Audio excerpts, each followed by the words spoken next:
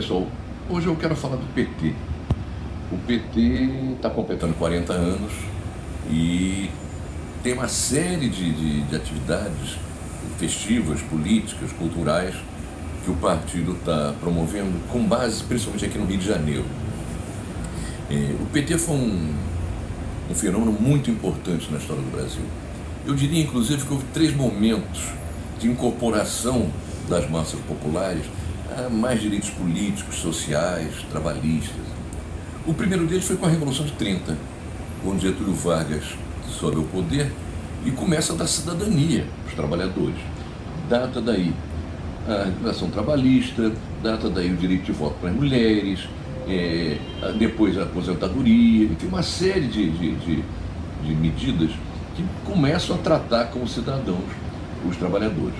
Foi um momento marcante de inclusão dos trabalhadores no país, na vida do país. Um segundo grande momento foi no período em que o João Goulart foi presidente, no período que antecedeu o golpe militar de 64, em que também houve uma inclusão importante de contingentes trabalhadores à vida como cidadãos. O terceiro momento foi o período pós-ditadura, com o crescimento do movimento de massas, a criação do PT, posteriormente a conquista pelo PT da presidência da República. De forma que, independentemente do juízo que se faça hoje do PT, das críticas que se façam à atuação do PT, estudar o que o PT representou e ainda representa na sociedade brasileira é uma coisa muito importante. Eu penso, como se sabe, ou muitos sabem, eu já fui do PT, fui fundador, fui dirigente, não estou no PT já há muito tempo. Agora considero que essa coisa do antipetismo não é algo progressista ou de esquerda. Se o PT hoje não é mais um partido de esquerda exatamente, o antipetismo certamente é de direita.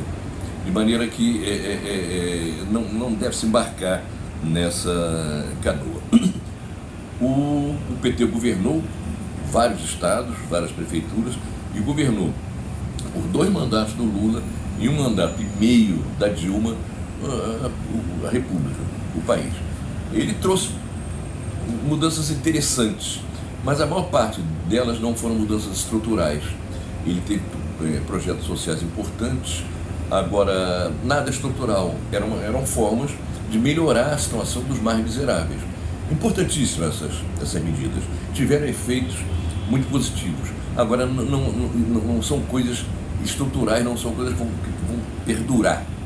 E no entanto, posteriormente, ele teve o presidente Dilma deposta num golpe de Estado que não encontrou praticamente resistência nas ruas. As ruas estavam vazias quando a Dilma foi posta para fora. É preciso refletir sobre isso. Quando se pensa que o PT tem que refletir e tirar lições dessa sua passagem pela presidência da República, não é no sentido, pelo menos no meu caso, de achincalhar o PT. Foi uma experiência muito importante e é preciso se pensar o que teve de positivo, o que teve de negativo e as causas da derrota. Não foram só causadas por erros do PT, eles aconteceram em muitos casos, até em questões essenciais. Agora, é preciso reconhecer também que nesse jogo tinha um outro time, a direita estava aí, entende? E a mudança do quadro do plano mundial, crescimento da direita, reconfiguração do mundo do trabalho, a destruição parcial da classe operária, o crescimento do trabalho informal, a uberização, enfim, isso tudo desmobiliza os trabalhadores e está ligado também ao esvaziamento da esquerda, não só no Brasil, e ao enfraquecimento do PT. Mas o fato é que o PT cometeu erros. E é profundamente negativa a postura do ex-presidente Lula, quando diz que não tem que fazer autocrítica nenhuma, não. Ele parece que imagina que a autocrítica seria uma expiação de culpa, um látigo nas costas. Nada disso, é preciso ver onde se errou, onde se acertou, e se pensar efetivamente para aproveitar esse tipo de experiência para um novo momento, que não se sabe quando virá, mas certamente virá. Chama a atenção que é muito impressionante o fato de não ter havido resistência ao golpe de Estado que derrubou a Dilma. As ruas estavam absolutamente vazias. É uma coisa, inclusive, que impacta toda a esquerda. Se os erros no governo foram do PT, ele não pode dividir com o resto da esquerda, a falta de resistência mostra um quadro muito negativo do ponto de vista de conjunto. Pois bem, o PT justifica a política que adotou, a falta de reformas estruturais, as alianças que fez, a divisão do poder com o que há de pior na política brasileira, pela tal da governabilidade. Alguns segmentos mais de ultra-esquerda dizem que governabilidade é bobagem, que tinha que radicalizar. Isso é que é bobagem, você tem que pensar na governabilidade. Quer dizer, em todos os momentos você está e ver como ela vai ser alcançada. Agora, como é que o PT tratou de alcançar essa governabilidade? Dividindo o poder com a direita, botando na condução da política econômica banqueiros, neoliberais, entregando cargos fundamentais na estrutura de Estado a corruptos e direitistas notórios, considerando que assim neutralizaria a ação reacionária deles. Na verdade, é o contrário. Ele potencializou a ação reacionária desses caras, como a Dilma bota o Joaquim Levy comandando a política econômica. Quando entrega ministérios quando bota Temer na vice-presidência e entrega ministérios a Gedel, Moreira Franco, Crivella, toda essa gente que é o que é de pior na política brasileira. Esse pessoal, em vez de dar governabilidade, diante das primeiras dificuldades, diante da mudança da situação externa, diante da dificuldade em fazer uma política que agradasse aos muito ricos e aos muito pobres, ficou mais difícil manter essa política, os caras partiram para outra, partiram para dar um golpe de Estado. E não havia como mobilizar a população, os trabalhadores, a sociedade, já que não estava em jogo nada essencial ali. Se o governo do Lula, ao tomar posse no primeiro momento, ele faz reformas estruturais, a reforma política, a reforma tributária, a reforma agrária, enfim, uma série de questões que eram promessas de campanha, não seria nenhum estelionato, não. Inclusive estava na expectativa da sociedade que fossem feitas mudanças quando o Lula assumiu. Mas se ele tivesse feito esse tipo de reforma, tivesse trabalho para mobilizar a população, os trabalhadores, em defesa disso, certamente ele teria mais gente defendendo o governo petista no momento que fosse preciso. Mas não. Melhorou-se bastante a situação dos muito pobres como consumidores, não se preocupou em formar cidadãos, politizar a sociedade brasileira, isso ficou em segundo plano, já que o cara tinha Bolsa Família, tinha luz para todos, etc., que era importante e necessário, mas não era o cerne da questão.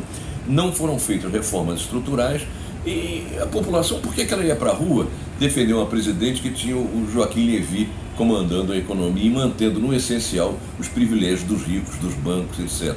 Então, ela podia até desconfiar que o Michel Temer fosse pior, mas não tinha grandes motivos para ir para a rua defendê-lo. Para que você tenha uma ideia, o pessoal que é do Rio de Janeiro, do tipo de aliança, do tipo de coisa que o PT fez, basta ver, ele foi durante muitos e muitos anos, teve a reboque e Sérgio Cabral e esse pessoal todo. Quer dizer, são os maiores bandidos da política no Estado, e o PT e o Lula vinha aqui, ele levantava o braço do Cabral, posava para foto, etc., estimulando essa gente. Não é à toa que o PT no Rio se enfraqueceu tanto, porque aqui ele se abastardou muito mais do que em outros estados.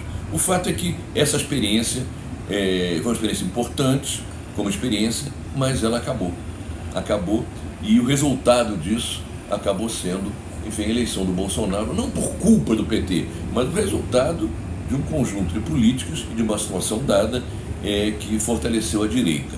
É importante refletir sobre o que foi feito, é importante refletir criticamente sobre o PT, que ainda continua sendo um partido muito importante, é o maior partido do lado progressista, digamos. Eu não considero o PT exatamente um partido de esquerda, mas no campo progressista é o maior partido, tem uma experiência importante, tem militantes importantes, embora alguns estejam saindo. Hoje eu também conhecimento de que o Tarso Genro, um importante e respeitado militante, está deixando o PT. há 10 anos, vários outros militantes saíram para formar o PSOL, que não tem musculatura, não tem maturidade política, inclusive, para ser o partido dirigente da esquerda, mas é uma tentativa de começar a semear algo novo e diferente do PT. E um grande desafio se coloca para a sociedade brasileira e para a esquerda do Brasil. Primeiro, barrar o crescimento e a implantação do fascismo. Isso é fundamental. Depois, tratar de defender minimamente soberania nacional e direitos dos trabalhadores. Agora, entendendo que mudou a situação, não se trata mais de centrar no fortalecimento da CLT, Consolidação da Lei do Trabalho, para o cara que não é mais metalúrgico, não tem mais carteira assinada, ele está vendendo laranja na esquina aqui para sobreviver, ou para o engenheiro, para o arquiteto, para o que está dirigindo o Uber, porque não tem emprego de carteira assinada. Para esse pessoal, a CLT é coisa do passado, Para esse pessoal, não basta, embora se deva fazer também, mobilizar por a defesa da Previdência Pública, porque eles já estão fora da Previdência Pública, eles não descontam o INSS, eles estão vivendo hoje a busca do pão de amanhã. De forma que é um enorme desafio, nessa nova configuração da sociedade, a esquerda se reorganizar e conseguir que suas propostas sejam incorporadas por esses segmentos da população. É um desafio que, por enquanto, ela não tem resposta, eu tampouco tenho, devo dizer, mas acho importante começar a refletir e discutir isso. Enfim, temos um amplo trabalho pela frente, é preciso não ter sectarismo, saber, de um lado, barrar o avanço do fascismo, de outro lado, continuar a resistir sobre esses ataques contra direitos dos trabalhadores, mas repensar, sobretudo, toda uma estratégia, toda uma linha de conduta, toda uma linha de trabalho nessa nova situação que se abre, entende? De maneira que a gente possa reverter o quadro. Esse quadro vai ser revertido, não dá para dizer quando, pode ser que a gente vá ter alguns anos ainda de bolsonaristas e coisas parecidas, agora, ele vai mudar.